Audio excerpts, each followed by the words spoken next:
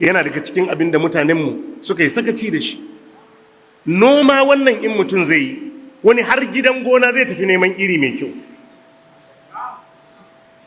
Dawa yana so ya samu iri mai kyau, kubewa yana so ya samu iri mai kyau, masara yana so ya samu iri mai kyau, wake yana so ya samu iri mai kyau, amma ‘ya'ya shi bai damu ba.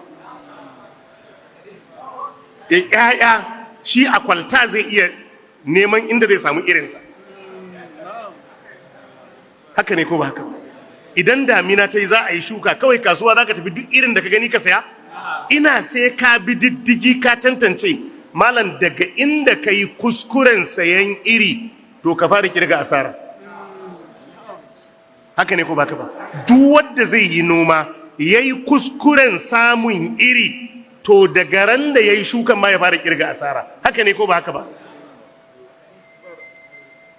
To amma ‘ya'yanka ne baka son iri mai kyau, ‘ya'yanka ne baka son iri mai kyau. Duk matsalar da ka gani a addini ko mai addini, wallahi dama-dama ne. Dama-dama ne akan maras addini. Waton su ‘ya'ya, ka kalli abin da kyau. Idan ka haifi ɗa sai ka tura shi Islamiyya, wallahi ka hutar da kanka. Domin a Islamiyya za a koya mai komai. Idan baka kai shi Islamiyya ba, a federal police za a koya mishi tsoron Allah ne? Za a koya mishi yadda zai kula da kai in ka tsufa? Amma a Islamiyya ma baka sani ba. Hakkin uba akan ɗansa ya haddace tun yana yaro. Saboda ka tun yana Islamiyyan ya san hakkinka, wata kai baka san ma ya sani ba. Daɗin Alƙur'ani da Sunna.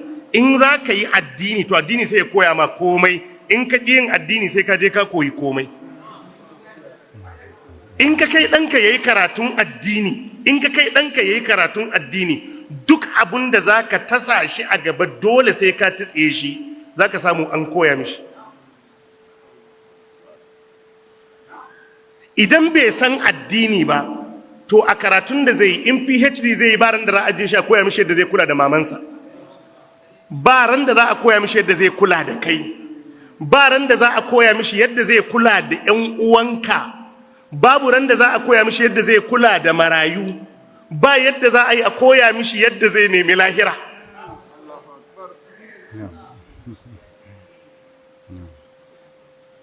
To in ka sa shi a addini, duk abin da za a koya mai, kai kuma sai ka zama monito kawai, kana lura da abubuwan.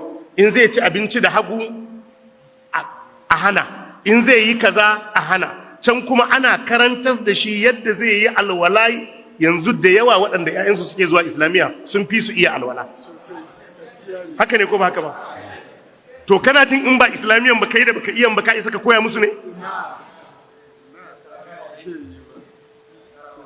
Wani ne yake ma malaman Islamiyyan taɗi, ya zo ɗaukan ɗansa ya kawo shi Islamiyya.